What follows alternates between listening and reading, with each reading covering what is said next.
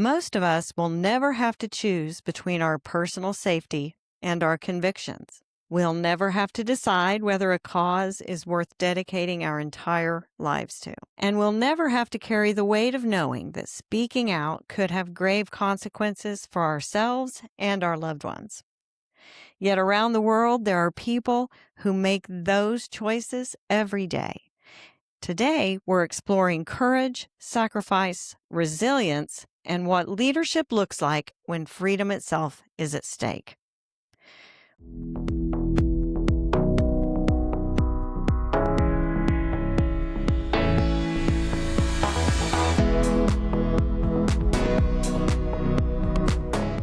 Welcome to Deals with Heels. I'm Debra, your host, and this is where we go beyond the surface of business, leadership, and sales and into the real decisions that shape how we grow. Today, I'm joined by Zolal Habibi. Zolal is an Iranian human rights activist and a member of the Foreign Affairs Committee of the National Council of Resistance of Iran. For more than 2 decades, she has advocated globally for democracy, human rights, and women's leadership in Iran, serving as a voice for those whose stories are often unheard.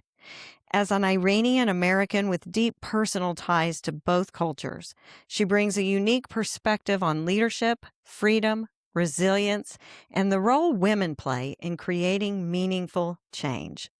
Zolal, welcome to the show. It's a pleasure to be with you. Thank you for having me, and please allow me to greet those who are tuning into the podcast today. It's a pleasure to be with you. I am so excited for this conversation, and what a great day with the peace accords being signed today for us to serendipity get to have our conversation, which frankly doesn't really have anything to do with that. And before we start talking about leadership and resilience or the work that you're doing today, I would like it if you could share your story, a little bit about your journey and what led you to dedicate your life to this cause. I, of course, know what that is, but I would love for my audience to hear it in your words. Well, I guess being part of the generation that is born after the 1979 revolution, the issue of Iran has always been part and parcel of my life, and specifically the human rights aspect of what is happening in Iran. As you mentioned, I've never had the possibility to actually visit Iran or, be able to be there. But I was introduced to the situation in Iran very early on due to my parents' activism and my father's work as a writer and as a human rights activist. I think I was about 4 or 5 years old the first time that I met people who were victims of torture, and they became my personal connection, I guess, to Iran, but also they became my real life heroes.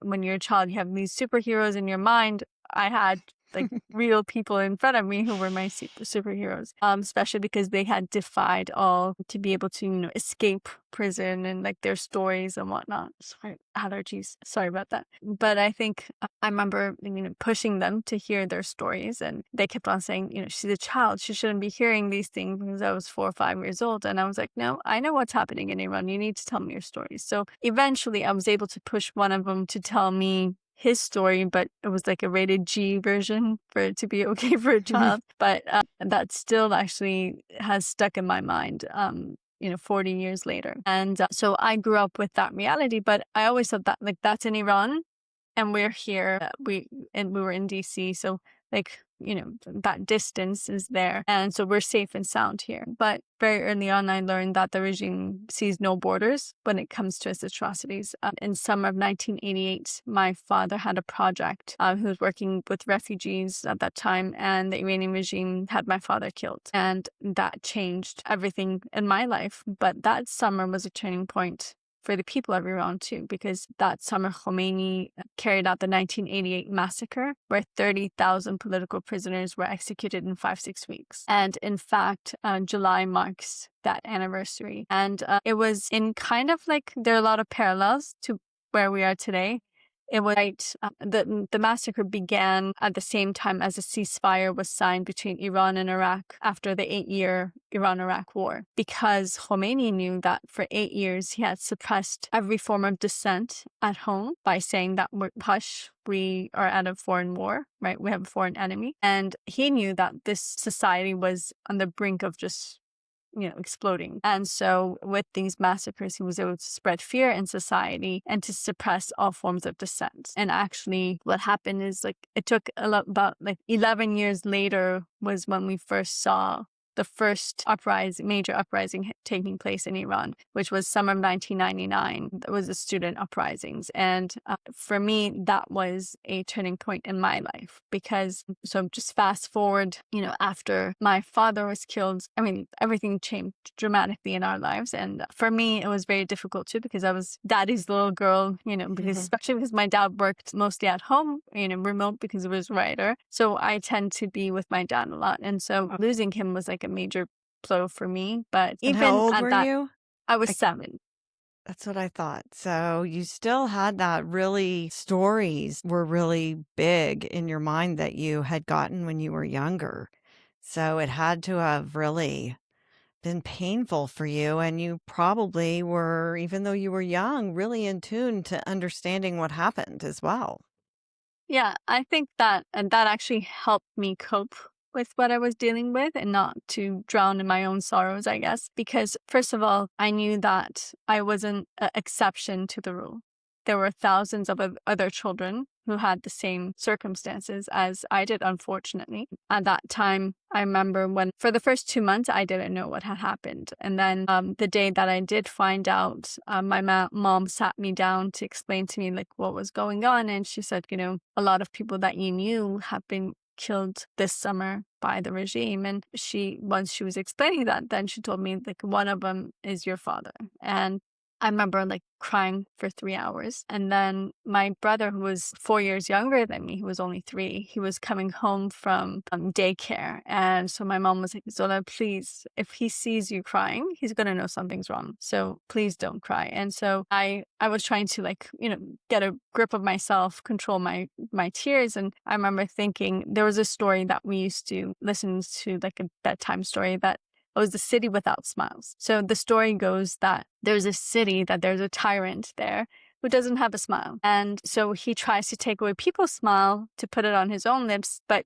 everyone's smile is unique to them. So you can't steal someone else's smile. And so he was just taking away these smiles, meaning the execution, but it was taking away the smiles. And so I remember thinking at that moment, I was like, you know what? I'm not going to get Khomeini that satisfaction of taking away my smile. I'm not going to cry, because crying is not going to bring my dad back, but it will make Khomeini happy. So I'm not going to do that. And so that was my form of resistance as a 7-year-old in face of this regime. And, I think that's really powerful for a 7-year-old to be able to really stand in your power and be like, I'm not giving them the benefit of the doubt. Are you the oldest daughter by chance? Yeah, That I was the whole first child. oldest daughter, it's amazing how even across cultures, the oldest daughter really holds a huge amount of responsibility for their family emotionally and kind of functionally too.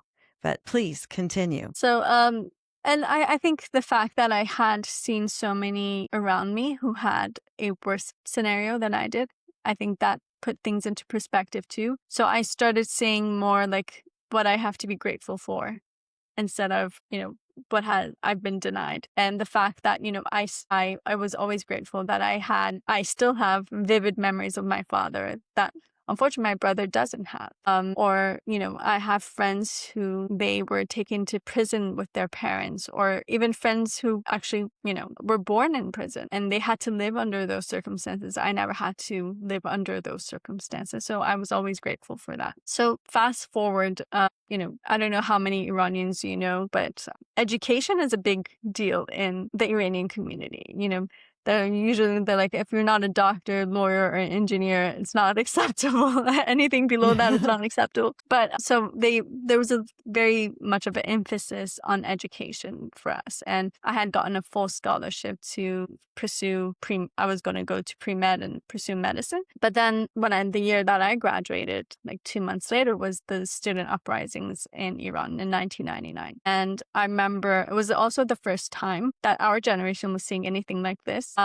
And it was the first time that people from our generation were coming to the streets, but it was also the first time that this was being televised because it was the start of cable television and CNN and whatnot. So we were seeing those images coming out of Iran live. And I remember thinking to myself, like, what are you doing? Are you just going to be a bystander and just watch from abroad what is happening? Or do you bear some kind of responsibility for what is happening in Iran? And just the fact that you do have this understanding that maybe a lot of people don't about the nature of this regime, doesn't that make you responsible for what is happening in Iran? So that was the turning point for me. And I actually decided, I remember thinking, I had ran into an article like a year before that said, at that time, there were about 20,000 Iranian doctors in the US. I think right now it's probably like 80 or 100,000.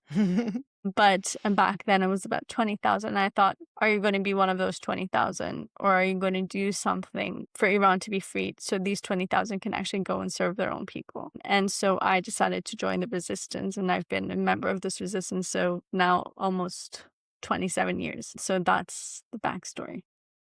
Wow, that is really powerful that you had aspirations of being in medicine and healing people, and the circumstances that were happening really in your home country where you weren't living anymore, but that you were able to make that decision. And it's such a powerful decision to be able to make at such a young age. And you obviously had a wisdom and a calling kind of, I think, maybe from your ancestors and your people, and having a really close tie into that.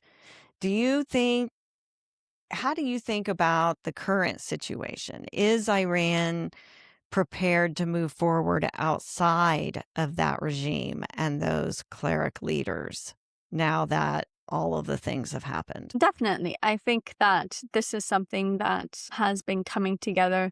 I think what is very important to note about Iran is the fact that from day one, the people of Iran have never given in to the status quo. There has been a continuous, resistance in face of this regime from the outset. So, like, for instance, the People's Mujahideen Organization of Iran, or MEK, it is the largest Iranian organized resistance group. And it's a member of the National Council of Resistance of Iran. And they have been fighting continuously for 60 years against both the current regime and the previous dictatorship, which was a monarchy. So 60 years of steadfast dedication to the cause of freedom for Iran. And I think that is why, yes, 47 years is a long time that this regime has been in power. But if such a resistance did not exist, this regime would easily survive for about 500 years or something like that, because of how complex it is, how manipulative it is, and what it has been doing. It's the number one state sponsor of international terrorism. It's a country that is rich in natural resources, and it plays a very important geopolitical role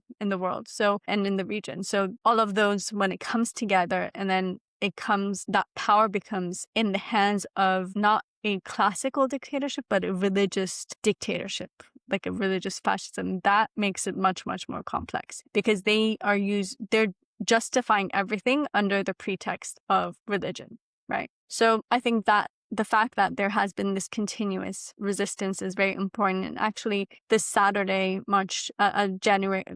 June 20th it's a very important date historically for the people of Iran. June 20th, 1981, there was a peaceful protest, a spontaneous protest, that 500,000 people came to the streets in Tehran in regards to the freedoms that they were being denied right after the revolution. And people were like, well, we didn't revolt for this, we revolted for freedoms. And Khomeini ordered, it was a peaceful protest. Most of those who were in the protest were in their teens or early 20s, Khomeini ordered for his thugs to open fire on the protesters. And that became a turning point in the struggle against the regime. That was the point that everyone realized that this regime is not going to go through civil obedience or disobedience or whatnot. So that is the situation. That night, unfortunately, thousands were executed, and the mass executions in Iran began. That's like the turning point. They began on June 20th, 1981, and have been continuing. Unfortunately, 120,000 people have been executed for their political beliefs alone in Iran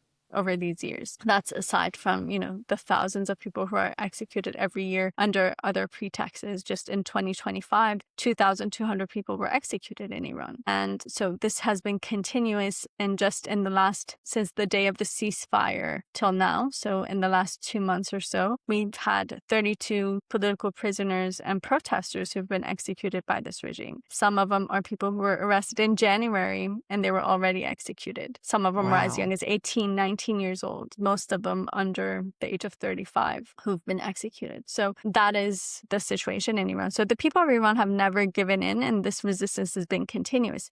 And that is why we believe that Iran does have the capability and the potential to bring about change. The people of Iran do. Unfortunately, though, right now, the main obstacle has been not only the brutality of this regime, which is a key factor, but also the policy of appeasement toward this regime. Because unfortunately, a lot of Western powers have had interests in Iran, be it because of some, it's, economic interest, and some is just, balancing out the geopolitical role that Iran has. And some is just giving in to the intimidation of the Iranian regime, and who has been used as the bargaining chip in all of these, agreements that they're making with the regime and negotiations. It has been the people of Iran, and mostly specifically the Iranian resistance, be it the National Council of Resistance of Iran or the PMOI MEK. So we have paid a grave price due to the policy of appeasement, and that has added to the lifeline of this regime. Because I think a lot of people have questions about, that the resistance is big. No one wants to live under that scenario. But we can't see them because it's so dangerous for them to speak out. And I think that's what you're saying, the brutality of it that makes, even when you're in masses, because in 81, that was a huge mass of people protesting, and the brutality of that response probably forced people to go underground. What do you see as some solutions to help keep them safe, or to help them feel more comfortable and banding together and being more vocal where they can be heard and get more support? I think you've just touched on a very important issue. I think that the resistance is there, but it's important to actually see it. Just to give you an example, for the last 12 years or so, the Iranian resistance has been pushing forward a strategy that we call resistance units. What we have done is the MK has created a vast network inside of Iran of underground units, like resistance units. They could be as small as 2-3 people in a unit to up to like 20 people in a unit. And what they do is they actually are the ones who are keeping the flame of resistance and hope alive. So their main objective or responsibility over these years has been, raising awareness in society, keeping the, hope alive, keeping the flame of resistance. So they have awareness campaigns that they do, and also operations that they carry out targeting the centers of oppression. Like, for instance, in the uprisings in January, they played a key role in being able to push back the suppressive forces, in some areas even disarming suppressive forces. They were able to release some of those who were detained. Unfortunately, 50,000 people were detained in January in the protests. But based on the numbers that we do have, the resistance units carried out 630 operations during that 2-week uprising in January. On the other hand, in 2025, they carried out over 4,092, I believe, operations and over 13,000 awareness campaigns throughout Iran. So that is what creates this momentum in society to be able to resist and to fight back. And I think one of the things that a lot of people touched on during these uprisings in January was they said, first of all, you could see hope in people's eyes. This was a new notion that they were coming face to face with. And they said, we spoke to a lot of people who were on the scenes at that time and the protests. And they said, it was interesting to us that we felt like we knew what we were supposed to do when we were in the scenes, because in the back of their mindsets, they have been seeing these activities of resistance units throughout Iran. You might not click on it like immediately, but when that urgent situation comes, it's that adrenaline rush that you have. All of those information comes to you. They're like, oh, this is how we're supposed to, react to this, or this is how we're supposed to organize. This is how we need to, strategize on the ground or whatnot. And that was something that was very present. And people touched on, a lot of analysts also stated that you could see organized resistance within the protest. Well, that is the role that they played. And in fact, I think that over 2,000 of the members of the resistance units have gone missing since the uprising. So we don't know about their fate exactly. And because, in 2026, over half of 2026, the people of Iran have been in a communication blackout. It hasn't been just internet blackout.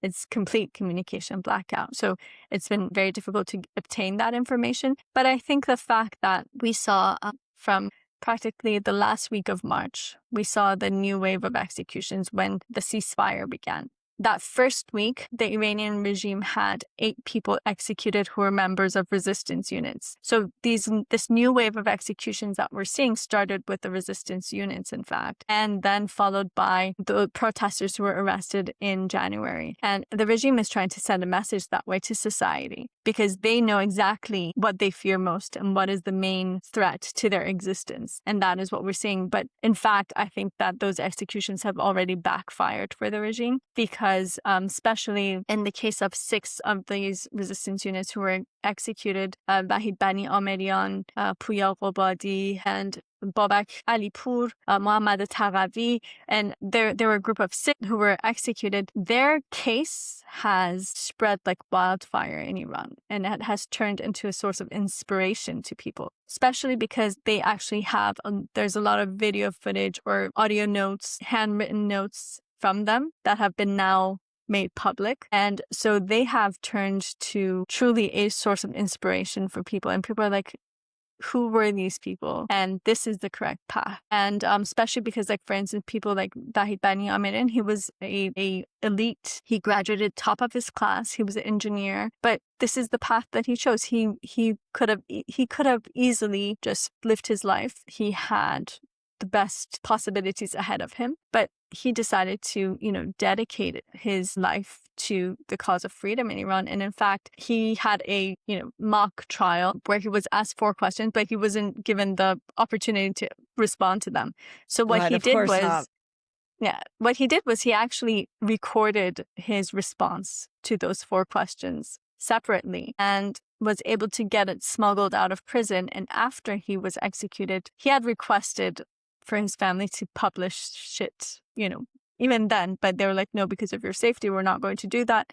But after his execution, they did. And that has gone viral. There have been articles about it. And actually some of the most major news outlets in the world, from The Guardian to the Times, the Sunday Times in London, to different US media outlets, have been covering it because they're like, this is unprecedented. We've never heard 12 minutes of just, this person, their testimonial, and it has really shocked the world. Some of the acts that they did, they also performed during the bombings and the war. They actually went to, I guess, the prison yard. It's probably like 5 o'clock in the morning or something like that when everyone else is asleep. But they've recorded themselves singing a anthem of the resistance units. And that has gone viral, actually. And everyone is just like, who are these people? They're in the clutches of the regime, but they still stand steadfast. And that is so important to be able to have courage and to see other people that are acting courageously and building the resistance and fighting back. It's fun. The information's so limited. It's so hard to get support from Iranians that have left and fled Iran because they're not seeing the information. It's not getting out either because of such a lockdown. It's hard I think, for people around the world to understand how limited information is when they're able to completely lock it down.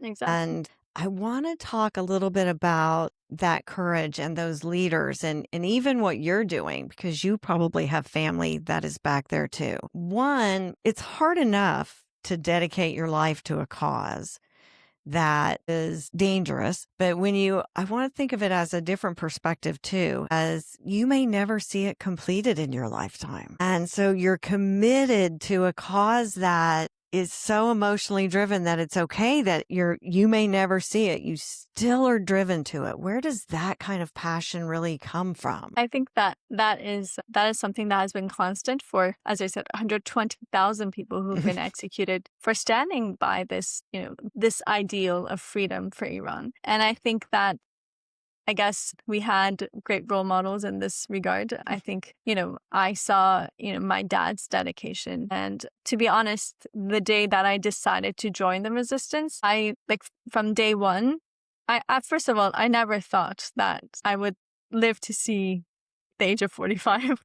To be honest, I thought that, first of all, I never thought that the fight with this regime would take so long, because at the time when I joined, I was 18. And I was thinking, okay, till the age of 25, it'll probably take that long for us to overthrow this regime. And then we will dedicate our life to rebuilding Iran, because that's going to be the hard part, to rebuild after all of this destruction for, decades in Iran. But I always knew that, at the end of the day, I never actually thought that, I always thought that I would probably lose my life in that process. And I always knew that there is that chance that I will never actually be able to see Iran myself. And that is something that has been the reality for many of my friends. And unfortunately, they have died in this fight, and they never got to see Iran either. But so that is something that you make that decision with open eyes. It's not something that, you could shy away from. And I think that's the first step. But as you said, I think it's sometimes it's easier to die for a cause than to live for a cause, because it takes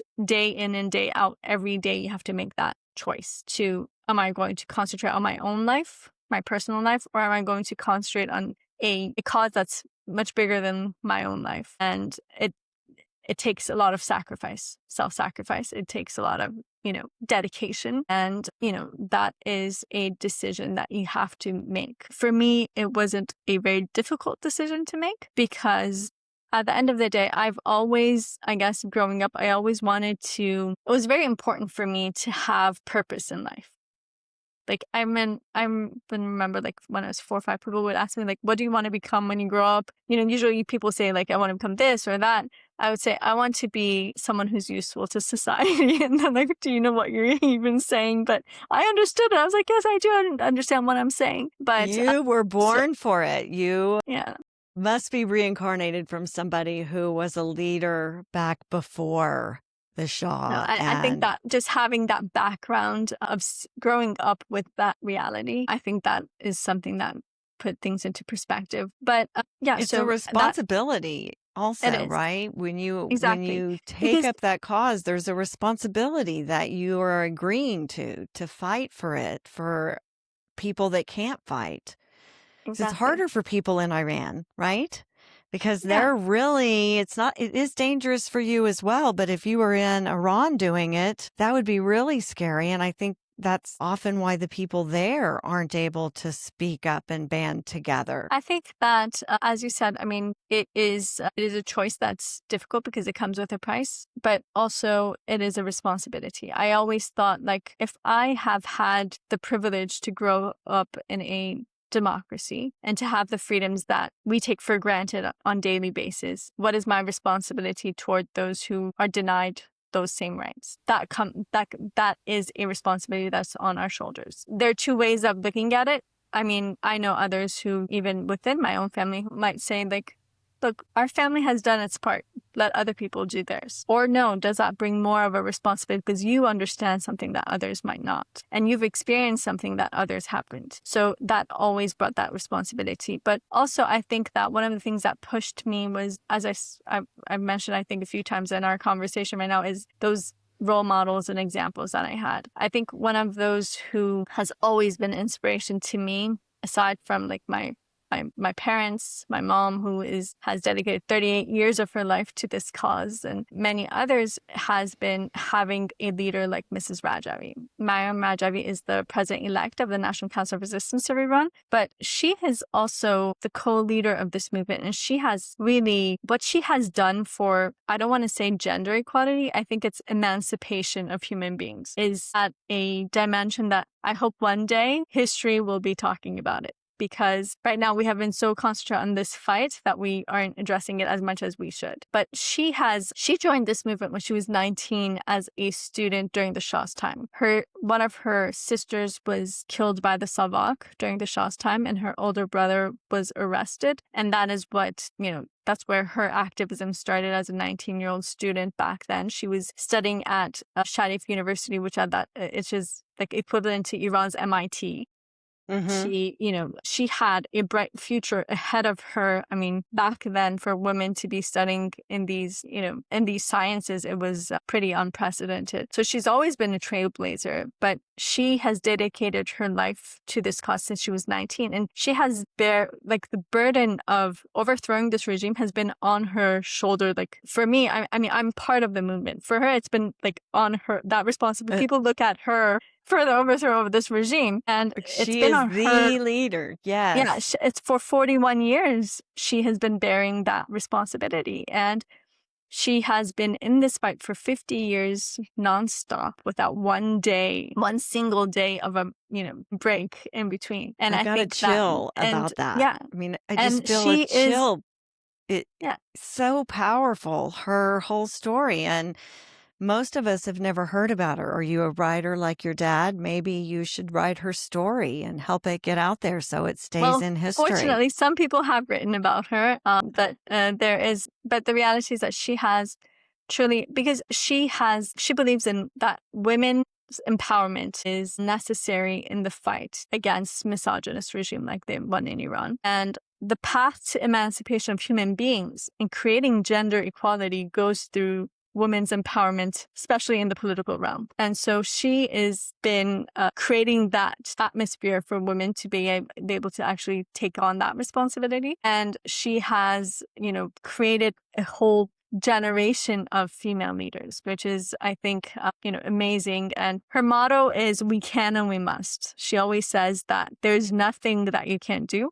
You just have to make that decision and follow it up with step by step by actions, specific actions. It doesn't have to be like huge leap, just step by step, and you will be able to, achieve it. And she has, with that kind of dedication, she has been able to push forward this movement to this point.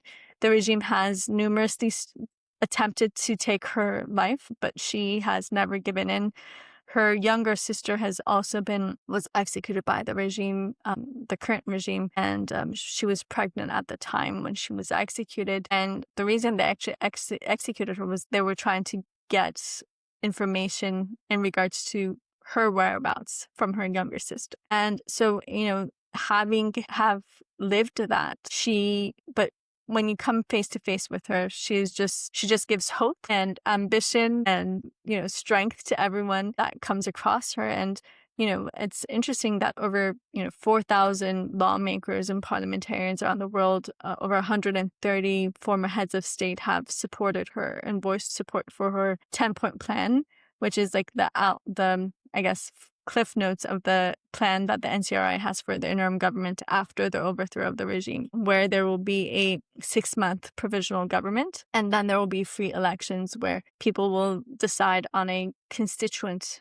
assembly, which will come up with the new constitution for the republic, and based on the new constitution of the republic, elections will be held for the presidential elections will be held. So what are the chances of us seeing any of that now, right? Now would be Is there a possibility that we will see the resistance step up? Has the regime been weakened enough at this point for that resistance to feel comfortable? And I mean, the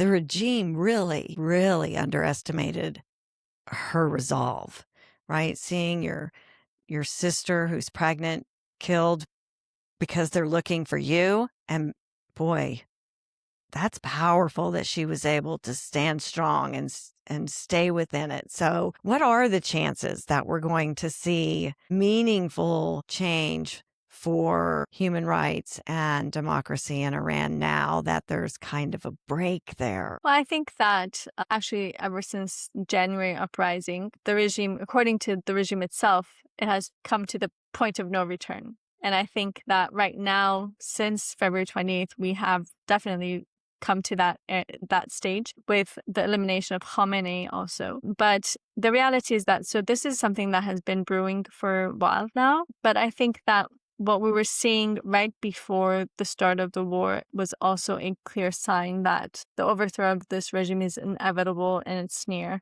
Just so you know, after the uprisings in January, as I said, there was a 19-day internet blackout, and then there was complete martial law in place. But despite that, people used every possibility to show their defiance. The people of Iran turned this memorial services that they were holding for those who were killed in the protest to an act of defiance. We saw mothers who were celebrating the life of their loved ones who were, killed by this regime and turning it into a ceremony where everyone was making a pledge to continue their path instead of drowning into their own sorrows. And I think that's very important when that becomes a culture and it's not just one instance. On the other hand, we saw about 1 week before the start of the war, actually, we saw for 40 days, the regime had shut down all universities and all classes were being held online. The day that on-campus classes resumed, protests broke out in all of the universities across Iran. So on day one, and within 3 days, the regime realized that they're not able to control it, so they shut down the universities again. And the fact that the first day they came with a protest, it showed that mobilization element that is present in Iran's society right now in organizing against this regime. But what was interesting was simultaneous with the protest of the university students, 250 members of resistance units actually carried out an operation on the headquarters of Khamenei in Pastor in Tehran. And that was the most secure location in all of Iran at a time that they were in heightened security because it was 5 days before the start of the war. And if you remember, it was like everyone was just like, there were talks that the war is going to start. So they were on heightened security. There were 8,500 security personnel just protecting that area. And these 250 people were able to infiltrate and they were able to get into that compound. And that in itself had a message for people in Iran because everyone was like, you know what? This is going to be the new norm. A combination of vast protest and organized resistance and, operations against the regime, because these two things have to go hand in hand to create that overthrow, especially when you believe that, we have a saying in Farsi, no one's going to scratch your back except your own finger. So regime change is not going to come from the outside of Iran. That is clear for every Iranian, I think. And I so think if it has to come. I think it's clear for Americans as well. I think that they can't see what's happening. Right. Yeah. They're so blacked out from the Khomeini regime, but also from our own media.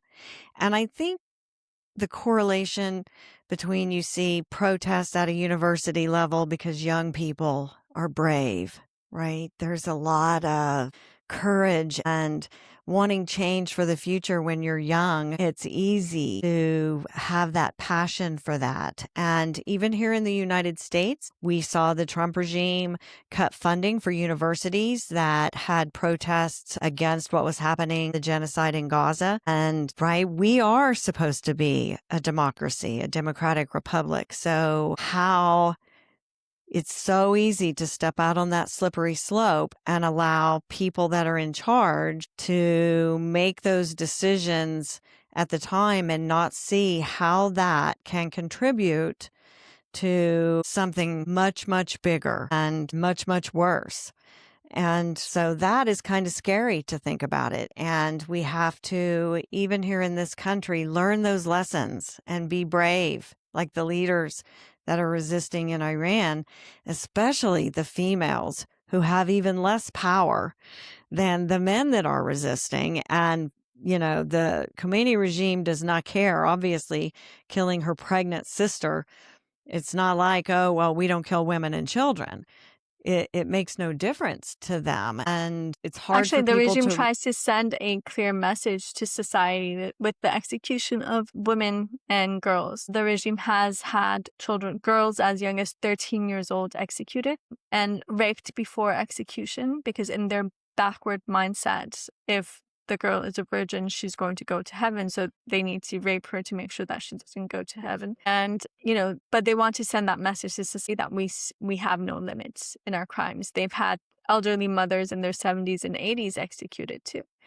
Pregnant women, women from all walks of life are really in Iran. But we always say that, Miss Rajabi said once, I think 30 years ago, she had a speech in London and she said, the women of today are the vanguards of tomorrow, and they are the ones who will bring you down. And that is something that, we believe women are the force for change. She always says that, it's like a spring. The more pressure that you put on a spring, when that pressure is taken off, the more potential it has to jump. And that is that hidden potential in the women of Iran who have been suppressed systematically for so long. And I will also, tell I you. think Please continue. And also, I think that what you said about the youth, you have to understand that Iran's population, I mean, over 70% of Iran's population is under the age of 30. Oh, So, wow. I had no yeah, idea. Is that it's because they've I mean, killed off all the older people? no, I think it's, well, the in the last 47 years or so, 45 years, the population of Iran has doubled. But the reality is that, it's, I guess, there's a mix of things. Life expectancy has, risen, but also just the fact that, More we people are also being had the born. 8-year war in Iran, which over 1 million of Iran's youth at that time were killed on both, in that war. Hmm. That is also a different chapter of like the crimes perpetrated by this regime, that, children were taken to open minefields. They were used as minesweepers. Instead of using like the machines, they would take children, give them this plastic gold key and tell them, this is the key to heaven. So what we do is that we're going to roll you in a blanket, and they would roll them open on minefields. And that way they would be opening the minefields. I mean, And just that took pure the lives of, evil. children away. I mean, So it's over just. 1 million people who were back then in their, I guess, from teens to 30s were killed that way. So, And yet, still, so many young people, 70% young people there. I find that very just promising, right? Just hopeful that the youth there are going to band together and find a way to take back control and bring Iran back to from before the Shah. A lot of people talk about the Shah as, oh, that's what we want to go back to. No, that's what caused the problem to begin with, was the Shah exactly. being put in place. And that's where my partner and good friend, Mother Escaped, was during the Shah's time. So it was, the people were revolting against that oligarchy that we see often in the world now and have been really conditioned to just accept. So I find your story so inspiring, and I know that my audience is going to as well. And I'm so grateful for you coming on and sharing it with us. For the people that are listening out there, where can they find out more information about you and your story and your fight, and find out more from the resistance in Iran? Because we're not seeing it with American media. Well, as you said, that is awareness is very important. So I think that to learn more about the resistance, you could visit the website ncr-iran.org, and also mariam-rajabi.com or mariamrajabi, the number 4 change.com. I'll give you those so you could add it to the notes. And if you would like to become active more, there in the U.S. there's an organization of Iranian American communities. It's oiac.org. They have chapters in over 40 states, so you're probably covered there. They do have a lot of activities, be it locally or on, Capitol Hill and everything. So please reach out to them and they would be more than happy to hear from you. In other countries, you can reach out to iranfreedom.org and they would put you in contact with local chapters in other countries. And if you'd like to connect with me directly, I am available on X, LinkedIn, Instagram. If you search my name, it should come up. And I will link to all of her information in the show notes. And I have to say, I do have a female friend that is Iranian who has lived here in the United States for a few decades, but she is, without a doubt, the strongest person that I know. I've never seen her exhibit any weakness ever. Not ever. And if I were having a bad day and I might be crying or upset because of something that was happening, and it was like, no, stand up. And I don't think she's actively involved in the resistance, but I think it's part of who she is as a person. And so I think that gives me hope as well. I'm very grateful for you coming on the show. And any final words for the audience? Well, I'd like to thank you, first of all, for this opportunity. And I'd like to ask everyone to, try to raise awareness. I think that's really important, that message. Because right now, a lot of people who are looking at the Iran equation, they're just like at lost. So it's really important to understand that there is a solution to Iran. It's neither war nor appeasement. It's supporting the people of Iran to bring about that change. And the people of Iran are not stuck choosing between two types of dictatorship, a theocracy or a monarchy. They want to move forward to a democratic republic in Iran. And that is in grasp, it's reachable, and we hope that we will be able to obtain it soon. And I'm not sure what day this is going to be aired, but if it is going to be aired in the next few days, 20th of June, 100,000 people are coming together in Paris to raise awareness on this issue and to call for, stopping the executions in Iran and the release of political prisoners. So, you can support by showing your support online. It is going to be broadcast live on social media. So please feel free to tune in and follow and learn more about, the cause. Unfortunately, it will air after that, but we will be able to look back and see how fantastic that event was and is going to be. I'm really excited and I'm going to tune in as well. If this conversation resonated with you, I hope it serves as a reminder that leadership takes many forms. Sometimes it happens inside businesses and organizations. Sometimes it happens inside families, communities, and movements. But at its core, leadership is the willingness to continue moving forward when the path isn't easy and the outcome isn't guaranteed. If you'd like to learn more about Zolal's work and the issues we discussed today, you'll find those resources in the show notes, and you'll also find links to all of my work that is not nearly as cool and as empowering as hers, but they will be linked in the show notes as well. Zolal, thank you so much for coming on the show and sharing your story. It was very inspiring. Thank you for having me. It was a pleasure to be with you. Until next time, everyone, stand strong in your power, especially when it gets uncomfortable. See you next week.